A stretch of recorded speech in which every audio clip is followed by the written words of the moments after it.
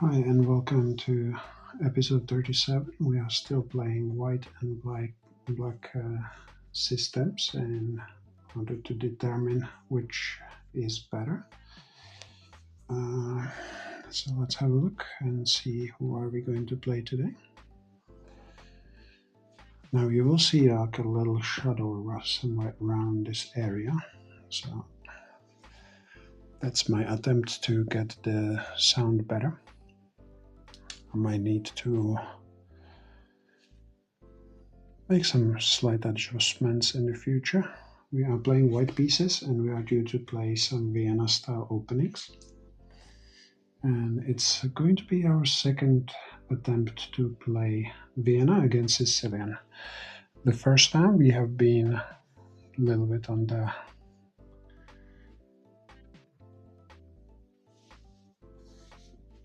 difficult side of the opening, but we managed to win. So Sicilian is usually like the hardest opening that we can face. And we are playing against Alex 7777. And they're from UK, just like us, and they will be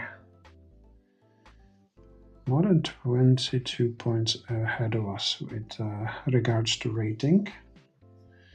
So as we are playing our little system, we are going to follow the same development of pieces. Now black is doing something else. They are simply developing as a double fianchetto, most likely, the bishop on g7 and bishop on b7. And we are going to do what we always do. That means our usual development, and then we'll progress from there. So the question is if we want to play this a little bit differently than usual. Here we have already an option of trying to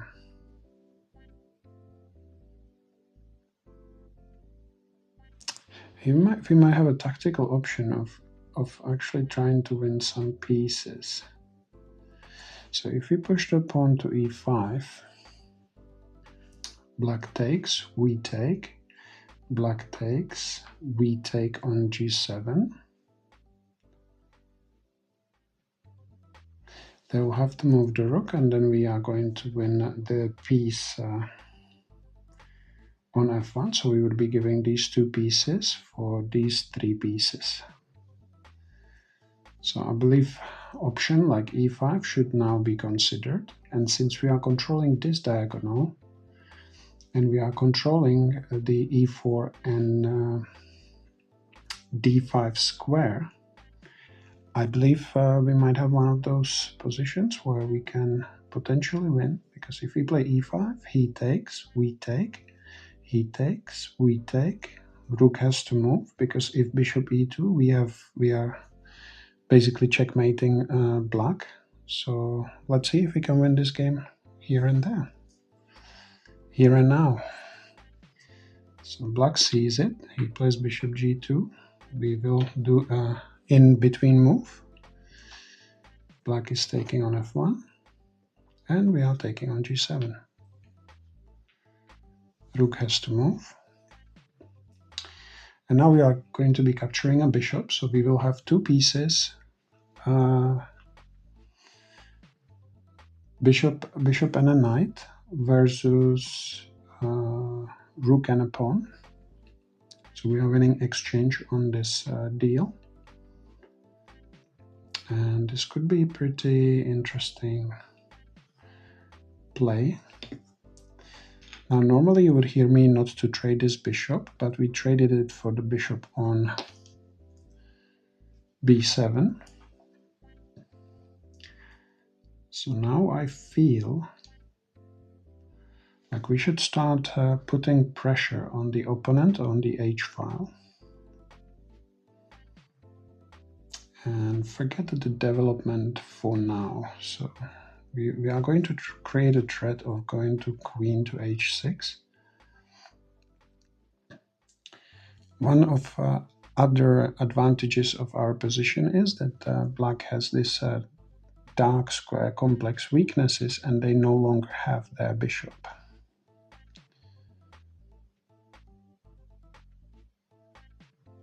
To protect those squares. And also because we are having an extra piece in the game, it might be difficult for black to actually play against our pieces. So this might be very difficult for them in the long run.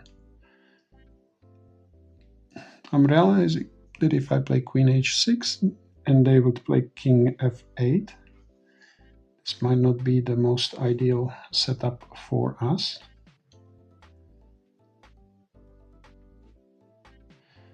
But here I also feel what black wants to do with move queen c7. They want to try and castle long as soon as possible.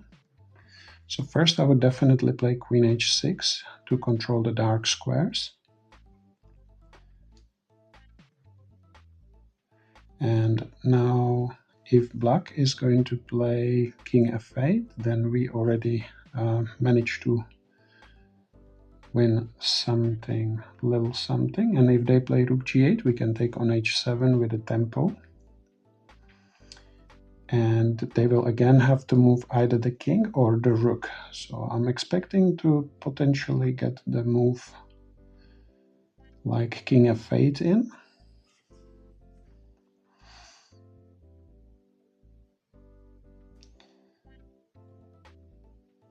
There's also another opportunity for us to quickly activate the pieces with a move like d4 and then hitting the queen with bishop f4.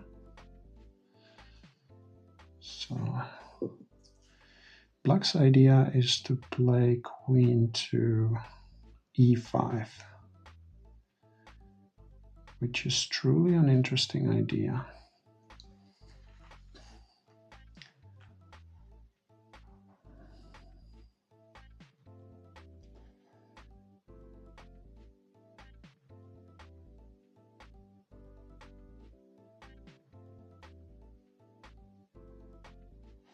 Well, this could be very difficult for black actually, because we can now win the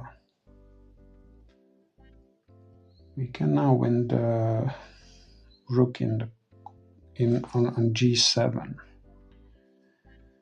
potentially.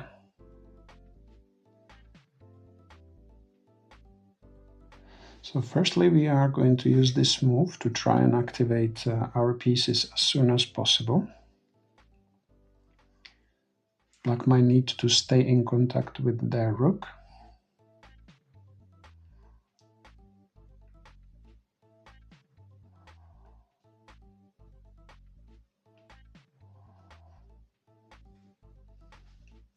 And this move is a very, very questionable move, because when you are protecting a piece with the piece of a higher value, you are potentially setting this piece as a target of the attack for our pieces.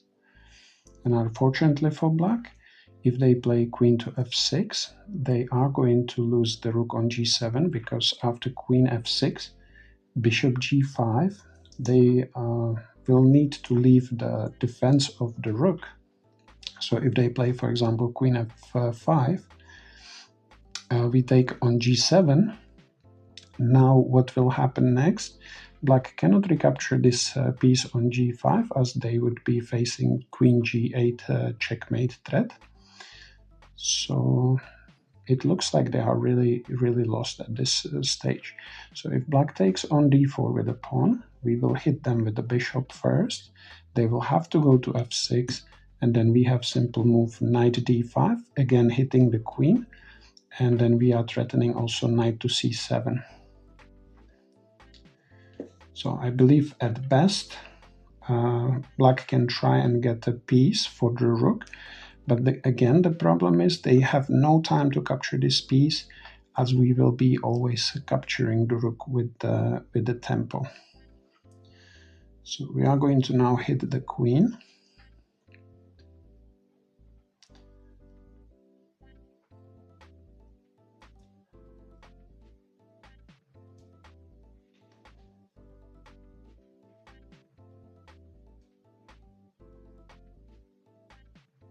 One thing that I realized that giving a check might be a mistake, because then black king can go to defense of the rook on g7.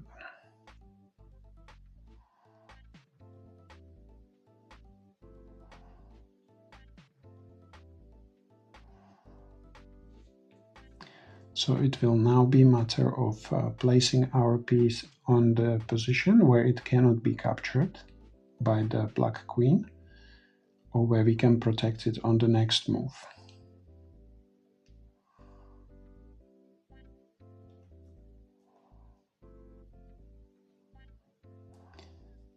However, Alex 7 from Britain, at 777, I think he is facing a very losing proposition straight from the opening, as they were very unfortunate with this bishop b7 idea and pushing the pawn forward. So once again, you can see that the Vienna opening is very universal in how you can develop, and it can lead to very quick victories. We have seen our positions to be winning after very few moves, and it's no difference here. And I'm feeling that Alex might not even return back to the game, as they are spending very much, pretty much of their time. And okay, so it looks like after all they will be playing their moves, but they are definitely dropping the rook. So now we are winning some material again, and e5 is their response.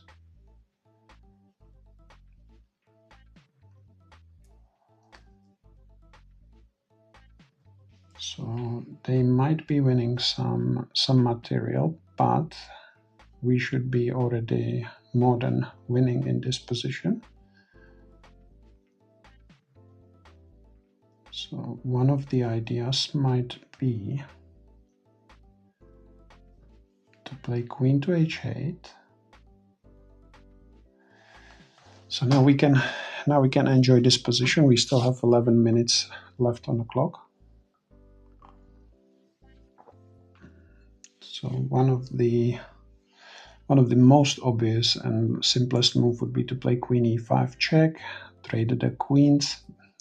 They would recapture here, we capture back, and that would mean we would be a clear piece up and winning the position. One of the ideas as well that we might have is to play queen to h8, king e7, and then we might have move like knight takes d4, which would set up the really difficult position for black, as they will be almost facing a checkmate. So as we are already up 2 pieces, we are going to go with this knight takes d4 idea.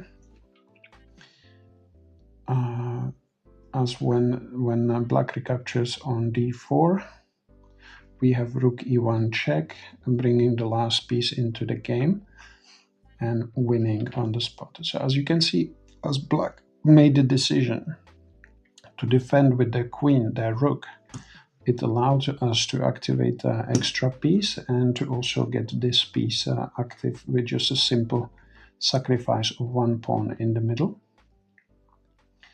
So right now I feel like taking on d4 is the best way to go forward. As we are hitting the queen, they don't have time to capture our bishop, and that bishop will have a big role in trying to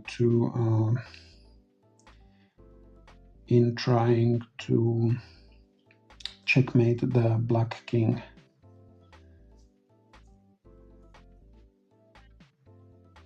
So I believe here we are going to win a queen for two pieces and have actually a winning attack on top of this. So I think knight takes d4 straight away, or queen h8 first could be the moves to go with. So we will play knight takes d4.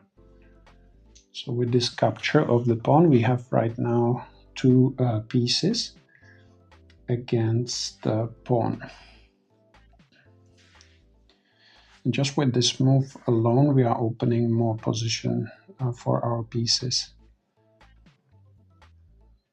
The king is caught and stuck in the middle, so it's really unfortunate for black that they achieved this position straight from the opening. I believe, if I'm correct, we have e4, knight c3, and okay, this is a bit surprising. Black is taking on f4. They completely ignore the threat of knight takes f5.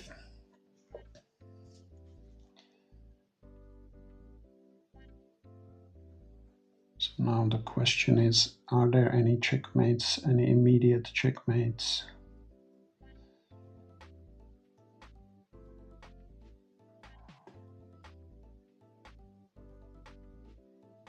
I don't see any immediate checkmate.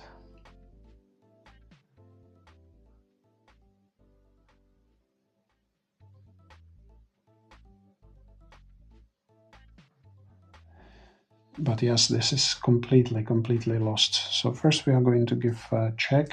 Black has to go on e7, that's what we know. Now there's not much point in playing rook e1, as black can still go to d6. And when we check them, we will still not achieve the checkmate on its own, but we are going to win the rook in the corner as well. So first we will take the queen. I would expect resignation at this point, but now our opponent is at least taking back the knight, and now they resign. So yes, I hope the sound is a bit better, but if not, I will probably try a slightly different position for the mic. So in this position, it's very simple. Then our next move is going to be rook to e1 check. King has to go here. I know this is position that does not need to be analyzed at all. And we can just simply play move like queen e5, again only move. Then we have move like queen d5, only move. Then we can play move like knight to b5, probably. King has again only move here, because here already would be checkmated with rook e8. And we can just simply capture the rook in a corner. The next move is a checkmate, so black can only starve this position. And even though this has been fantasy chess, most of the moves I have shown you just now were just forced. We can even look at this, how quickly this position ended up wrong. I think the mistake that black did was to play the move knight to f6, which allowed us to hit the knight itself, and then play the in-between move where we were hitting the bishop on g7. You can have a quickly look at this. So we played e4, they played c5, knight c3, g6, and now we go and play our usual They decide to play b6, which is fine. We play knight e2. They play bishop g7, we castle. And this was the final mistake from them. Now we can simply hit the knight with the e5, and there's no defense. As I said, if the knight will jump away, we are winning the bishop. And if the knight jumps anywhere here, we are too many times there, so we are winning at least a piece. And as the sequence went, we were up a piece, and we had such a easy play in the end. And I think black made one extra mistake later on, and that was the game. As you can see, the board is telling us that we have made lots of moves, that the pieces don't belong there, so that's why you always see the purple color, because we are not playing the game and the board is just telling us to clean the pieces, put them on their original square. So with this game, Vienna is now 8.5 and 8.5 for Botvinnik. We have one game left for Botvinnik, 2 games for Vienna, and I think the Vienna is going to prevail. We have played all 10 games in Khan. Khan is leading with Philidor, and Philidor needs 2 games to catch up. We still have 4 games left in Philidor. So after 3 games, it might as well be over, and the dominance will defeat the Philidor, will defeat the Sicilian Khan. Anyway, I hope you enjoyed this video, and I will see you in the next one. Bye now.